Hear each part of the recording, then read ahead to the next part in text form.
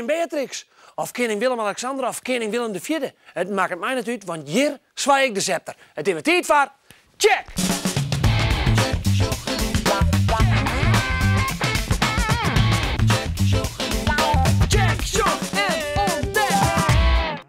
Dat wie groot nice aan de week. Koningin Beatrix treedt aan en haar zoon Willem-Alexander wordt dus onze nieuwe koning. En dat is heel bijzonder, want we hebben al meer dan 100 jaar lang geen koning gehad. Koning Willem III wie de laatste en hij het onder de machine in 1890 koning geweest. 73 jaar wie toen. Daarna hebben we enkel koninginnen gehad. Koningin Wilhelmina, koningin Juliana en vanzelfs koningin Beatrix. Aan de ene kant vind ik het wel jammer, want ze was wel een hele leuke koningin. Maar ik vind het ook wel leuk dat er weer een nieuwe koning komt. Ik vind het net goed. Nee. Waarom net? Nou, ze die dat is heel goed voor het longen. Ik wou liever koning Beatrix houden als koning. Waarom? Nou, ze is veel leuker, want ze is een vrouw. En ja, ze is veel leuker en ze is ook heel mooi en zo. Nou, ik vond Beatrix wel een hele goede koningin, dus. En we zoeken hier nog meer sterren in check. Aliet zocht sterren op haar telefoon. Basisschool de Tourmalijn beziekt om in het Guinness Book of Records te komen. En in Aqua Zoo zoeken we naar de otters, want die zijn steeds meer te zien in het wild in Friesland. Maar we gaan eerst naar het Kwattenijs. De explosieve opruimingsdienst had sneun 6 bommen uit de Tweede Wereldoorlog oprammen. De bom lagen onder de groen op het terrein van de Vleerbasis in Ljouwert. 23 gezinnen uit Englem en Bitgemolen moesten die dags haar huis uit. Ze waren dicht bij de Vleerbasis en als het misging zo bij de ontromming, dan zonden ze gevaar in. Maar de explosieve opruimingsdienst hier de bom al gauw onschierlijk maken en de meesten konden midjes alweer weer om. Vol aandacht harkje ze naar de regisseur. De 38 band uit groep 7 en 8 in Littensradiel die het uitzocht binnen om mij te dwaan aan het binnen-iepen loftspul in Jeste Wieren. Maar wie doch het verhaal van Asterix en Obelix en de intrigant? Sneun wie de eerste keer dat ze bij elkaar kwamen. Er waard al een beetje repeteerd, maar het weer toch vooral kennismaatje en van de leerling jaren wat er van haar verwachten wordt het komende jaar hier. Op 7 juni is de première van Asterix en Obelix. Het stuk dat dit jaar spelen wordt. Leuk woordgrapje. Voor een soort band is het een spannende week. Op een heel proteskwalm binnen leerlingen van groep 8 werd begonnen met de CITO-toets. Dit jaar doggen 164.000 leerlingen mee. En dat is een recordaantal. De CITO-toets is een eindtoets dat een advies uitkomt over het niveau van het voortgezet onderwijs dat het beste bij de leerlingen past. De CITO-toets is nu nog net verplicht, maar de staatssecretaris wil dat in de toekomst wel. Wist u eens wel dat Willem-Alexander net kroond wordt op 30 april? Hij krijgt dus tijdens de inhuldiging als koning geen kroon op zijn hoofd. Dat is besloten in de 19e eeuw omdat ze dat net passen voor bij het koningshuis.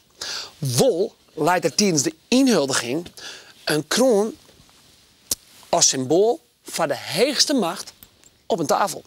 En dan heb ik nog de rieksappel, want die staat symbool van een gebied. En ja, we hebben nog de scepter, want die staat symbool van gezag. En waar het met de scepter zwaait, die is de baas. En waar de baas van een loon is, die moet vanzelfs weten wat er al gelibbert bij de mensen. Daarom ga je koningin Beatrix er vaak op uit en wie ze regelmatig te vinden in Friesland. Het hoogtepunt van Friesland wie wel in 2008 doet het Frieske volk met Beatrix en de koninklijke familie koninginnedij vierden in Frentier en Makke. De oversterrentocht had de koninginnen verskate keren naar Friesland hellen. In 1986 ried de kroonprins Willem-Alexander de oversterrentocht.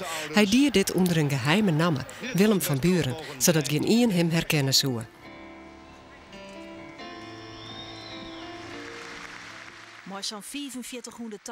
Friesland had een soort dat de koningin prachtig vindt. Ze houdt ze voor zielen en is ze gek van Frieske hinders. Doet het Fries Hinsterstamboek in 2009 130 jaar bestier, wie Beatrix uitnodigen voor de Hinstershow in Ljouwert. Ze zou eens in het skoftel voort, maar ze is de hele tijd bleun omdat ze het zo mooi vond. Dat de koningin van Boortje varen houdt, is wel van haar gezicht uit te lezen. Maar haar skip De Groene Draak vaart ze vaak in Friesland, liek als in 2010 bij de Snitswieken. En ze mij graag zelfs achter het roer staan. De koningin had ook een soort officiële openingsdien in Friesland. Zo weer ze onder oren bij de opening van het Fries Museum in 1990 en het nieuwe provinciehuis in 2012.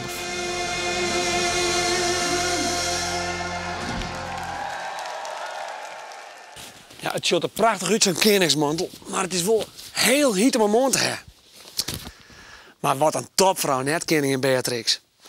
Wat ik een topvrouw is, en waarvan ik hoop dat ze nog lang het hart reed, dat is vanzelf. U zal niet. Zullen we eens even zien uit de cafine ken?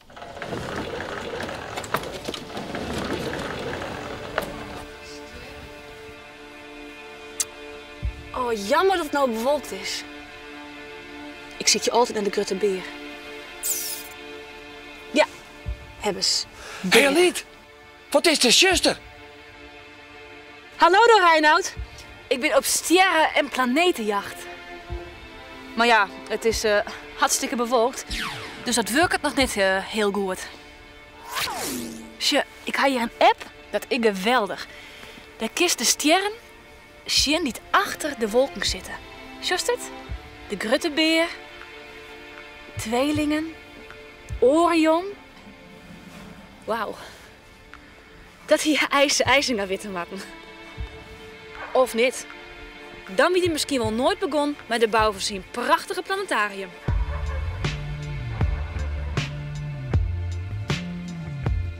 Dit is Krekmin app, maar dan in het echt.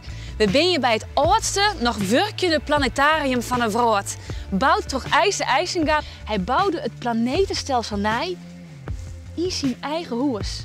Want hier wennen er. En het is nou kwartlien helemaal nij, John, dus het is weer als nij, zodat het weer hier een maaien. Tje, hier is het. Echt midden in de hoeskamer. Hij slipte hier. En die planeten, die zie je just, die zorgen er net alleen nog prachtig uit. Het werkt dus echt nog precies zo als in het echt. Hier, dit is de zinne, die gouden bol. En daarboven die gouden ster. Daar draait alles omheen, alle planeten. De eerste die we daar zorgen, de liefste planeet heel dichtbij, is Mercurius. Die draait om 88 dagen om de zinne. In het echt, maar echt hier. De volgende planeet is Venus. En dan komen wij daar. De Ierde, met uw eigen moanne erbij. Nou ja, dat weet je hem, hè. De Ierde die draait een ier om de zinne heen. Doet IJzinga dit makken, bijna 230 jaar lang, wienen twee planeten nog niet ontdutsen in uw stelsel. Neptunus en Uranus. En daarom is hier Saturnus de vierste planeet van de zinneoor. En die doet er haast 30 jaar om zijn ronde om de zinne te maken. In het echt, maar ook hier.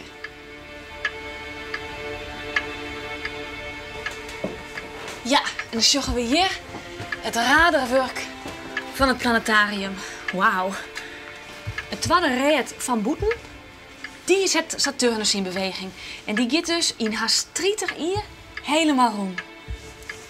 En dan gaan we nou eigenlijk het van het radarwerk. En het is die simpele slingerklok. Die zet dit hele systeem, dit hele planetenstelsel in beweging. En dan echt nog op zo'n manier dat het na 230 jaar nog altijd liek rent. Dat is toch wel ongelooflijk? IJzinga. Die verdient het nevens mij echt een plak in het Guinness Book of Records.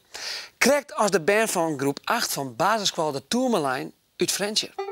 Zij haar nou na 4 weken meer dan 5 kilometer vingerhaakt. Ja, en dat is een hele protte. Maar het is nog lang niet genoeg.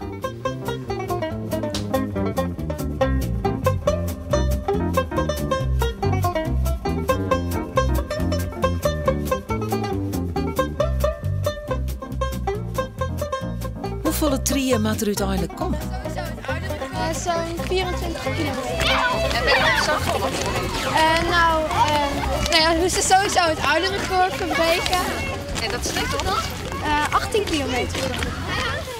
Thuis en op squallen, zo vaak mogelijk komen de ballen wol voor het jacht en gaan ze aan de slag. En gewoon tijdens de les. Mooi, jongens, ik deel de geschiedenisboeken uit. Je zoekt op bladzijde 60 in je boek. Dat is les 3. En als je een boek hebt en je hebt de goede bladzijden voor je neus liggen, dan mag je ook je haakwerk erbij pakken. Tijdens het lezen mag je namelijk gaan haken.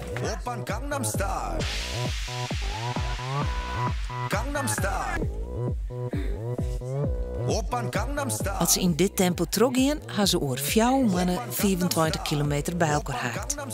En hoe komt ze dan in het Guinness Book of Records? Juf Hildau had het uitzocht. Ik heb een aanmelding die via de site. En daar werd precies vragen wat precies de bedoeling is inderdaad. En was voor records was beheljen. Dus dat heb ik uitlijn. En vingerhaken, dat weer iets wat er nog net heel erg bekend is volgens mij. Even in Nederland wel, maar in Oorland net heel erg. Dus ik heb het uitlijn steeds maar via de site. Ik heb er een filmpje bij die via YouTube. En nou ja, zag ik dan niet in inderdaad. Hoe is het om bij de klasse dit te doen? Ja, heel leuk. Ja. Het is echt het brengt een hele leuke sfeer in de klasse en iedereen helpt elkaar. En, dus dat is gewoon heel erg leuk. Ze vind ik al heel enthousiast. Er is niet in die site van nou, ik doe net mij. Dus ja, ik vind het zelf ook heel leuk om die reden te doen natuurlijk. Ja, het brengt echt een leuke sfeer. Ja. De hele klasse docht mij. Ek de jongens. Maar is vingerhaken wel wat voor jongens? Ja, jawel. Vind je het leuk? Jawel. Wat is er leuk om? Dat vermakkelijk je wel. Dus ja. Maar doet er zijn waarvan wij zullen het record even verbreken malkoor. Toen zei dus dadelijk hiep hoi ik nog mij? Nee, in eerste instantie net. Maar ik zei eerst van dit ken ik helemaal net en ja, uiteindelijk ken ik het. Is de lang hoe die om het te leren? Nee, ongeveer nee, een kwartier of zo. En nou gaat het als slietjager? Ja, soms wel, maar soms maak ik wel een soort fouten. Wat voor fouten kan je maken met vingerhaken? Nou, knopen, lusjes erin. En dat is net zo mooi. En hoe gaat dat vingerhaken nou eens? Nou, je hebt lusken, dan pak je het hier naar het rietbeet en dat doe je zo en dan trek je het gewoon. En dat doe je zonder de nooit te zien? Ja, dat ken ik, ja. En dan zeg ik nog dat je een brutsen hoorn is. Ja, dat klopt. Hoe heeft dat gekregen? Ik ben op het ijs van. En toch kun je op vingerhaken? Ja, het gaat wel wat moeilijk, maar Het lukt. ja, het lukt wel, ja.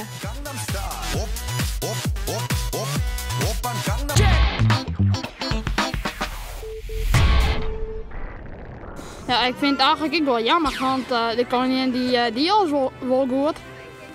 Ja, maar aan de andere kant ik wel. Ik vind een prins ook wel leuk, want het had wel heel lang net meer gewoon. Wel lang net meer een koning houden.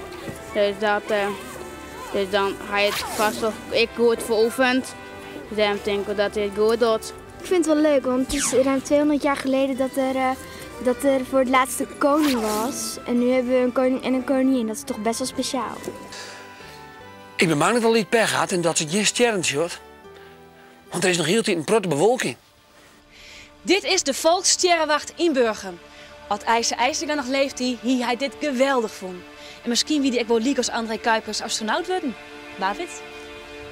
Hier, in het observatorium, kist naar de sterren zien. En niet zomaar. Nee, maar deze mega telescoop. Maar ja, dan moet eerst het dak wel open. Ja, nee. Ik zie helemaal niks. Maar normaal sprutsen, als het dus niet bewolkt is dat fantastisch. En dan kun je heel goed aan de sterren zien. Het is door dit soort telescopen dat mensen een heel soort te witten kan binnen hoe de planeten en hoe de sterren. Maar nog lang niet alles.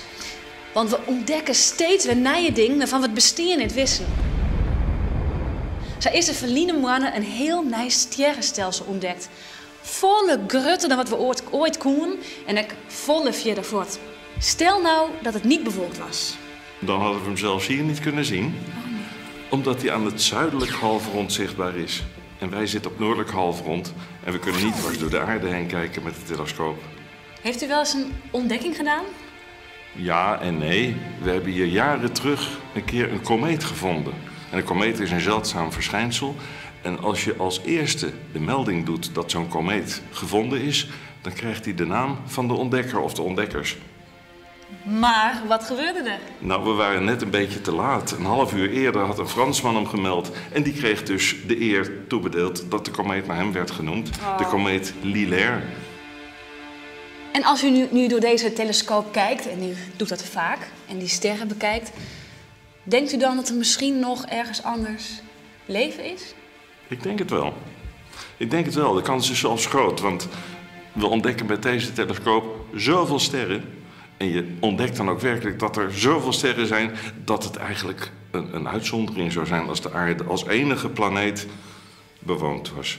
Hoe die vormen van leven eruit zien, dat weten we niet. Maar dat er elders in het heelal iets van leven is, dat is haast wel zeker. Want er zijn zoveel sterren met zoveel planeten. Ja, en als het er is, ja, zullen we er ooit bij komen?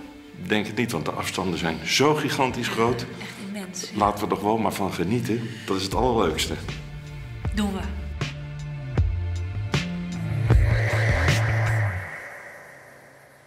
Else Vreed kiest bij de sterrenwacht in Burgum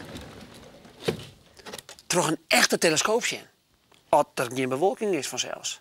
Maar er zijn echt sterren die zonder telescoop en mijn bewolking zien kist.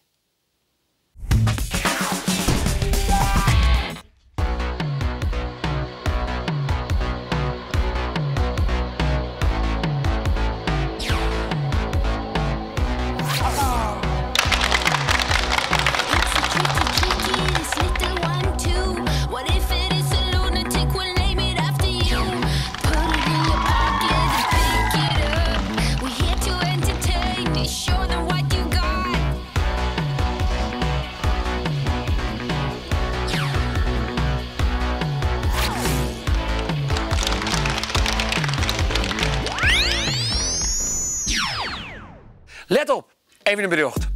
De band van OBS, de Bennebreggen van de Pijn, haar Wensentjoen een bijzondere schilderijen tentoonstelling houden. Ze gaan alle schilderijen namelijk zelfs maken. En Peer en Marlien binnen ze naar het kanaal bij haar in het dorp gaan en daar gaan ze de natuur schilderen. En het resultaat? Van Gogh, hij zou er jaloers op wezen.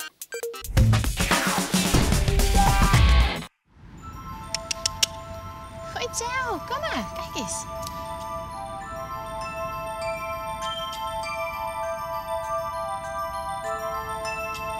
De otter die komt voornamelijk voor bij heel volle water.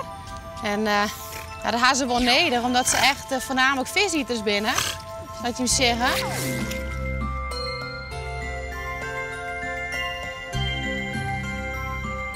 Het zijn echte zwemmers, die zijn heel snel. Ze hebben een heel mooi lichaam, een heel mooi torpedovormig lichaam, wat te verzwagen dat ze heel snel het water terug kennen. En ze hebben een paar snor hier niet te verzwagen dat ze dus ja, alles aantasten kennen in het water. Dan terug ze in totaal eigenlijk voor 4 minuten onder water kennen. En op die manier kunnen ze natuurlijk alles vangen wat ze willen. 24 jaar verlien, toen wie de otters eigenlijk uitstijgt. Maar ze gaan in 2012 gaan ze 15 Europese otters uitzetten. Wat te verzwagen dat we dus nou weer otters sjuggen hier rondom in Friesland. Ze zijn uitgesteld omdat ze natuurlijk in de natuur rondom in Friesland net alles is verbouwd voor de otter. Dus ja, er wordt op hun jagen. Er kan wel eens wezen dat ze natuurlijk onder de auto terugkomen. Ze gaan nou eigenlijk zaadbouwd in rondom in Friesland dat onder de dieken terug bij paarden weer terug, dat ze dus gewoon van de ene kant naar de andere kant komen kennen.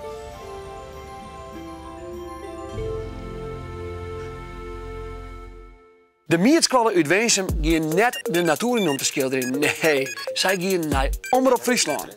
In het programma Neet op Vreed maken een groep zoon en 8 maalkoor een statieportret van de koningin.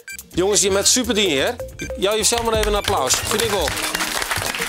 Door een op squallen ook wat bijzonders van koningin Beatrix of van Willem-Alexander. Laat het u dan op tijd weten. Doe dat even via Hives of stuur gewoon een e-mail naar check@omroepfriesland.nl. En waar weet, kom ik dan zelfs bij die op squallen.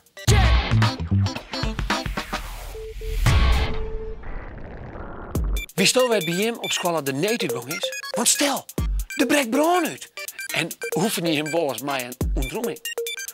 Op het Harspit in Toppenhuizen had ze het piekfijn van elkaar. Want zij zijn de eerste Frieske squallen die het keurmerk Veilige School kregen. Lokweenske. Het zit er weer op voor deze week. Laat u eens even weten als je wat doet van de koningin of van de koning via Hives of via check@omroepfriesland.nl. Dan check ik die na je week weer. Hallo!